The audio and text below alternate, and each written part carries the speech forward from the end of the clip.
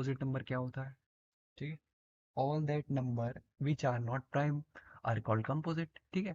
जितने भी नंबर, अगर मैं 1 से लेकर 10 तक की बात करता हूँ, 1 2 3 5 6 7 8 9 10, ठीक है। ये मैंने एक सेट ले लिया, ठीक है, नंबर से। अगर मुझे यहाँ पे कंपोजिट नंबर को डिफाइन करना है तो मैं क्या करूँगा ना, बारी बारी यहाँ से जो मेरे प्राइम नंबर है उनको निकालना स्टार्ट करूँगा। 1 2 3 4, और कोई दिख रहा है? मेरे ख्याल से नहीं है, इतने ही है, 4।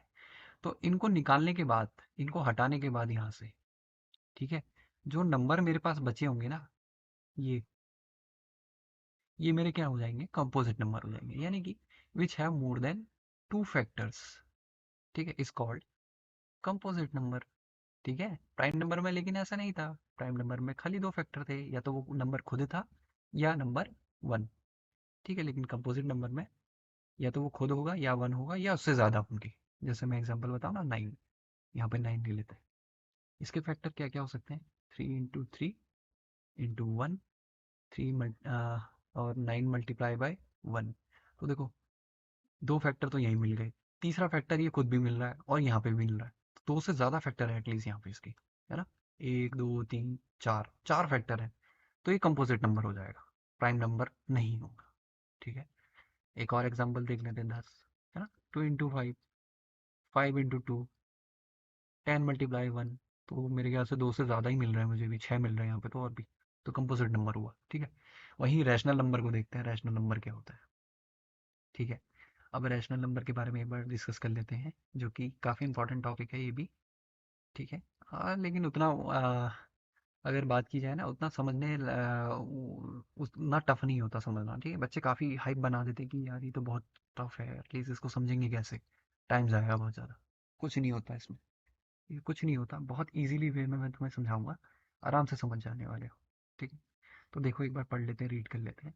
Number which can be written in और express in form of p by q, ठीक है, एक point, where p and q are integers, second point, where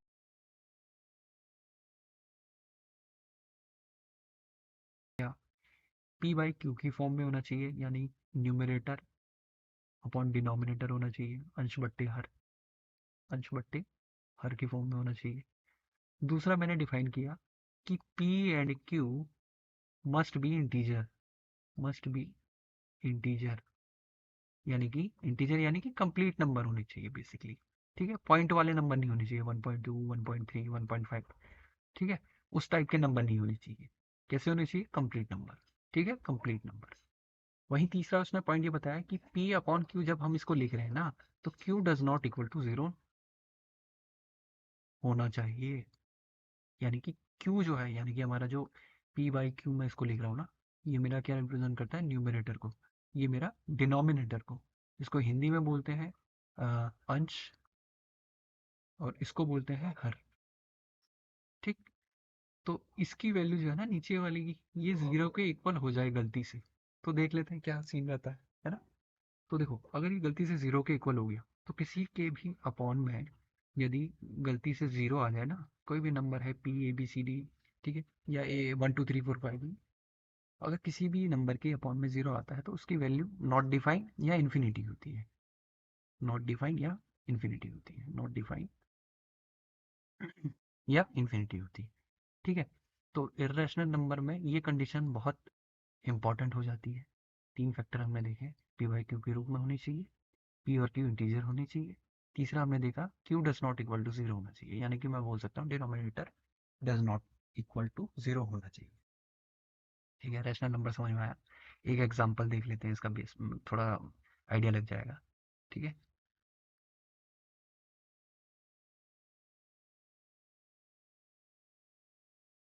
और एग्जांपल से ही बेसिकली ये नंबर ना काफ़ी अच्छे से डिफाइन भी हो जाते हैं, तो एग्जांपल मेरे ख्याल से ज़रूरी बन जाता है। एक लिख देते हैं, जैसे एक ले लेते हैं हम 1/1 का रेशियो, ठीक है, पी बाई क्यू वाली फॉर्म लेंगे। 1/2 ले लेते हैं, 5/5 ले लेते हैं, और 2 4 6 ले लेते हैं, 2 4 6 ले लेते हैं, ये नंबर देख लेते हैं। देखो, तीनों कंडीशन ना अब बारी बारी इन एग्जांपल्स में अप्लाई करके देखेंगे, ठीक है। तो पहला उठा लेते हैं 1/1 वाला। देखो, पी बाई क्यू की फॉर्म अप्लीकेबल है, पी एंड क्यू इंटीजर है, बिल्कुल एप्लीकेबल है। ठीक है, लेकिन जो पी बाई क्यू वाला रेशियो है जिसमें Q does not to equal to zero हो, वो क्या है?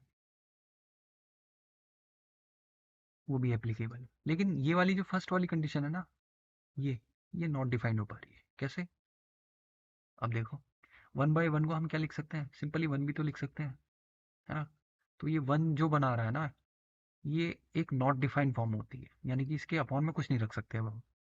ठीक है, क्योंकि उसकी वैल्यू भी 1 ही आने वाली है। या मैं इसका अच्छा एग्जांपल और दे सकता हूँ। यहाँ पे हमने लिखा है 5/5 का। ठीक है, 5/5 में देखते हैं तो देखो सेम रेशियो है, कट करके 1/1 वाली फॉर्म बना देगा, जो कि नहीं बननी चाहिए। क्यों? क्योंकि पी बाई की फॉर्म आनी चाहिए ना सॉल्व करके थोड़ी बहुत। वो बन ही नहीं पा रही है, क्योंकि यहाँ पे नंबर 1 आ जा रहा है। 1 एक ऐसा नंबर है जिसके बेस पे भी अगर हम 1 लिखते हैं तो वो पी बाई क्यू की फॉर्म रिप्रेजेंट नहीं करता। ठीक है, तो ये एक कैसा नंबर है? इर्रेशनल नंबर बोल सकते हैं हम इसको। ठीक है, वहीं अगर मैं रैशनल नंबर में कुछ और एग्जांपल देखता हूँ, 1/2 देख लिया। ठीक है, 1/2 देख लेते हैं। 1/2 किस तरीके से डिपेंड होगा, ये देख लेते हैं थोड़ा सा। तो देखो, मैं अगर यहाँ पे बात करता हूँ किसकी, 1/2 की, ये पी है, ये क्यू है। इसमें बेसिकली ना एक कंडीशन ये देनी चाहिए थी कि P does not equal to zero as well, does not equal to Q as well. ठीक है, तब जाके ये पूरा अच्छे से डिफाइंड होता है। ठीक है, तो मैं एक बार अच्छे से पूरी डेफिनेशन को दोबारा से एक बार रिवाइज करवा देता हूँ क्या क्या था। ठीक है, थोड़ा सा बेटर वे में, ताकि कोई डाउट ना रहे, कन्फ्यूजन ना रहे। ठीक है, तो सम अप कर देते हैं इसको। ठीक है, थोड़ा सा मार्कर चेंज कर लेते हैं। क्या बताया मैंने कि पहली कंडीशन है पी बाई क्यू की फॉर्म में होना चाहिए, where P does not equal to Q. ठीक है, ये इंपॉर्टेंट है। वहीं दूसरा हमने देखा कि P and Q must be integer. तीसरा हमने ये देखा कि जो हमारा पी अपॉन क्यू वाला फॉर्म है ना, इसमें Q does not equal to zero होना चाहिए। ठीक हो गया? तो इस तरीके से हम इसको डिफाइन कर सकते हैं रैशनल नंबर को। ठीक है, अब इस 3 पॉइंट्स के बेसिस पे हम इन एग्जाम्पल को एग्जामिन कर सकते हैं। जैसे 5/2 ले लेते हैं ना, 5/5 अपॉन वाला, तो ये पी बाई क्यू वाली फॉर्म है, ठीक है, दिख रहा है। लेकिन यहाँ पे ना पी और क्यू क्या है, इक्वल हो जा रहे हैं यार काफ़ी, है ना? तो ये वाली कंडीशन एप्लीकेबल नहीं हो पा रही है। ठीक है, इसलिए ये रैशनल नंबर नहीं होगा, नहीं होगा। ठीक है, जो नहीं है मैं उन पर कट मार रहा हूँ। अगर मैं 1/2 देखूँ, देखो अब इसको, 1 क्या है? पी की वैल्यू 1 है, क्यू की वैल्यू 2 है, तो ये कहीं से कहीं तक पहली चीज़ बराबर तो होने से रहे, है ना? दूसरा, क्यू जो है मेरा does not equal to zero वाली कंडीशन को भी फॉलो कर रहा है, और दोनों ही इंटीजर है, कंप्लीट नंबर है ना? तो 1/2 मेरा एक रैशनल नंबर हो सकता है। ठीक, कोई कन्फ्यूजन मेरे ख्याल से अब नहीं होगी। ये तो फिर एक और एग्जांपल ले लेते हैं, जैसे मैं ले लेता हूँ 5/2। ठीक है, पी की वैल्यू मेरी कितनी है? 5 है। क्यू की वैल्यू मेरी कितनी है? 2 है। देखना ना, पी और क्यू कहीं से कहीं तक बराबर दिख रहे हैं क्या? मेरा 5 का भी बराबर हो सकता है 2 के? नहीं हो सकता ना। तो पहली कंडीशन फुल एप्लीकेबल है। वही सेकंड कंडीशन, इंटीजर फॉर्म होनी चाहिए। इंटीजर है दोनों के दोनों, 5 और 2, है ना, कंप्लीट नंबर है। वहीं Q does not equal to zero होना चाहिए। क्या नंबर 2 कभी जीरो के बराबर हो सकता है? नहीं। ठीक है, तो ये तीनों ही कंडीशन फॉलो कर रहे हैं मेरे 5/2 वाला जो हमने फ्रैक्शन किया। ठीक है, मेरे ख्याल से आप समझ में आ गया होगा। डाउट होगा तो एक बार कमेंट में लिख देना, मैं दोबारा से क्लेरिफाई कर दूंगा। ठीक, उसके बाद इरेशनल नंबर। इरेशनल नंबर क्या होते हैं? जस्ट रैशनल नंबर के अपोजिट होते हैं। ठीक है, नॉन रिपीटिंग, नॉन टर्मिनेटिंग ऐसे फ्रैक्शन क्या कहलाते हैं? इरेशनल नंबर कहलाते हैं। जैसे मैं अगर बात करूँ ना, पाई की वैल्यू कितनी है?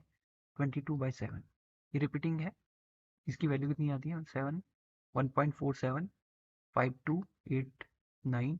आगे ये इसी नंबर पे रिपीट होती रहती है, यानी कि ये आगे कंटिन्यूस चलती रहती है, यानी कि क्या है? नॉन टर्मिनेटिंग है, खत्म नहीं होगी। और नॉन रिपीटिंग, है ना? रिपीट भी नहीं हो रही है। हर नंबर अगला जो आएगा इसका, जैसे 9 की बात करूँ, फिर इसके बाद नया नंबर आ जाएगा 1, फिर उसके बाद नया नंबर आ जाएगा। तो रिपीट नहीं हो रहा है एक नंबर। क्या होना चाहिए? Non terminating, non repeating. मेरे ख्याल से नॉन टर्मिनेटिंग और नॉन रिपीटिंग का कॉन्सेप्ट अभी भी क्लियर नहीं हुआ होगा, तो एक बार दोबारा से मैं बता देता हूँ बेसिकली।